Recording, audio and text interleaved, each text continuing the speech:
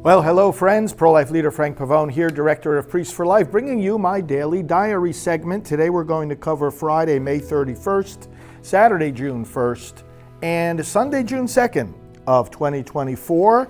What did I do each of these days? So on Friday the 31st, I was here at my office doing early work at my desk and then meeting with staff for our morning briefing. And then I had an interesting task after the briefing.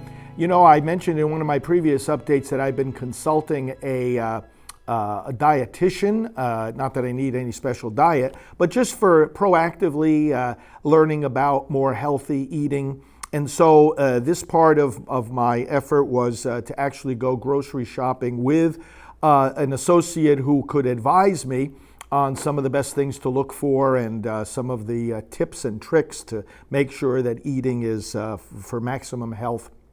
And so I had a little shopping excursion in the morning, came back and then had what we call a building walk around every once in a while together with our executive director and one of our other building managers. We go around our building just to make sure everything is in tip-top shape, give advice for changes that could help increase our efficiency.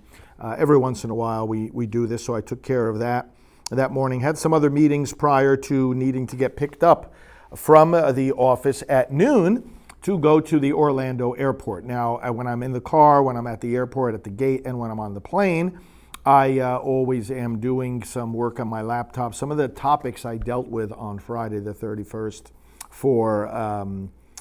for business had to do with tapings of scripture, upcoming visits of pro-life leaders, some trainings that we're going to be doing, the forum, the pro-life leadership meeting that we recently had, following up on that. Travel plans, planning another interview with Alveda King, who's on our team.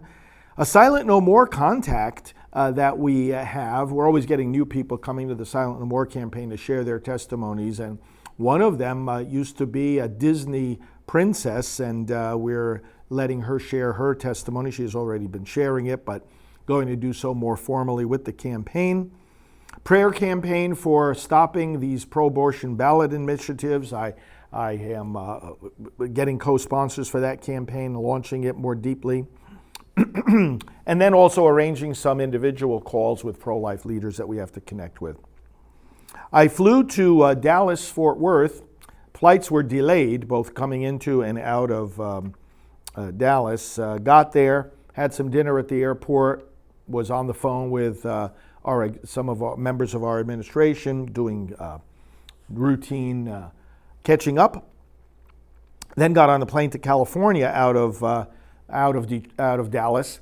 That flight was late, but I got into California late, but checked into my hotel and got ready for the Divine Mercy Conference, which took place the next day. So Saturday, June 1st, I was involved all day in Ontario, actually Temecula, California, speaking at this Divine Mercy Conference. It was really, really great. So many great people. I had an exhibit table, just interacted with people from morning to night, literally, and was with the other speakers like Terry Barber, Father Alan Benander, and others. We had my talk, which was for about an hour. I was speaking about our healing ministries of Rachel's Vineyard and Silent No More. I was speaking about the healing that is needed in our nation to save us from tyranny. That talk was very well received. Check out my social media. You'll see what I mean.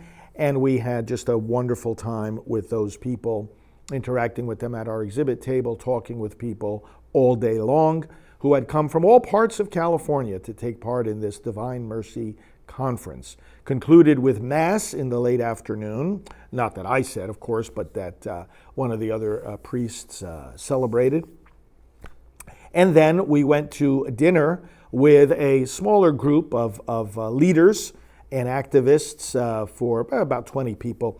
We had an evening dinner at a restaurant there in Temecula. Then I went back to my hotel, got ready for an early trip the next morning, Sunday, June 2nd.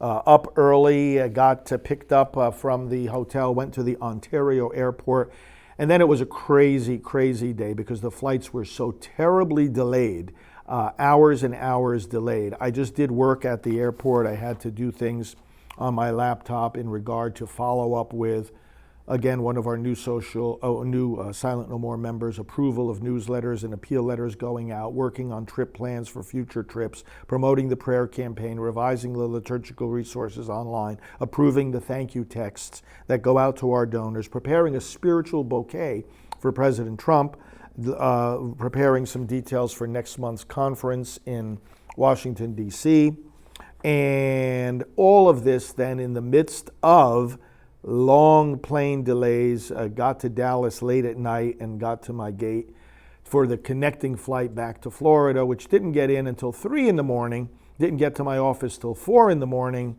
and then I went to bed. So I did get some sleep on the plane, but every once in a while, as you well understand, those things happen with flights. Those are the things I did on that first weekend of June of 2024, May 31st through June the 2nd. Thank you for watching these daily updates, and I will talk to you soon.